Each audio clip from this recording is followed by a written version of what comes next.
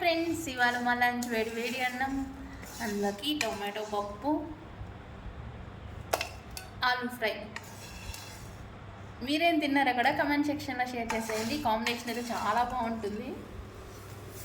Aloo fry చూసారా, round chips లా చేసుకునే type.